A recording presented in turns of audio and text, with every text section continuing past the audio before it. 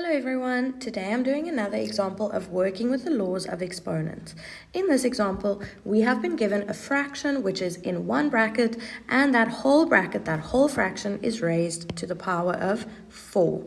Now before we just start blindly raising every single thing in this bracket to the power of 4, which we would be allowed to do because we have this law which says if you have a over b to the power of n, that will give you a to the n over b to the n.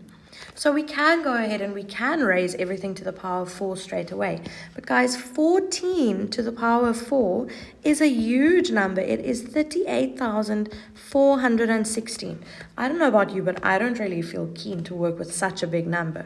So why don't we look more closely at what was given in this bracket, in this fraction, and let's see if we can actually simplify that first before we raise everything to the power of 4. If we're looking at 14 and 21, these numbers are both divisible by 7.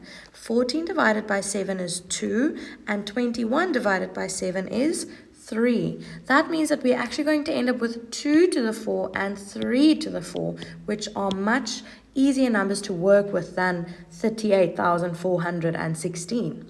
Let's look at our x's. Now you should notice that at the top of your fraction in your numerator, you actually have two bases of x. So what I'm going to do first is I'm actually just going to put my bracket down again. I have my 2, and now x to the 7 times x to the 6 is actually going to give us x to the power of 13. Remember, we add the powers together, those exponents together, if we have the same bases.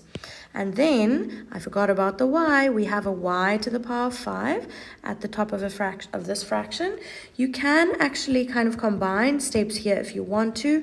I just want to show all my steps separately so that we don't forget anything. Okay, next up, I am now going to simplify a bit further. Oh, and I forgot my 3 as well, not off to a great start here. Okay, next up, let's see, we can actually cancel out x's here, right? We have 13 x's at the top, 12 at the bottom, so I'm left with 1 x at the top. Here we have 5 y's at the top, 2 y's at the bottom. That means that we will be left with 3 y's at the top.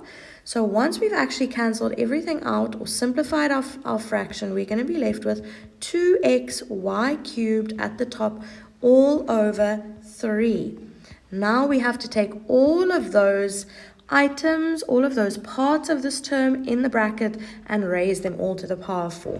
So we're going to say 2 to the power of 4 is 16.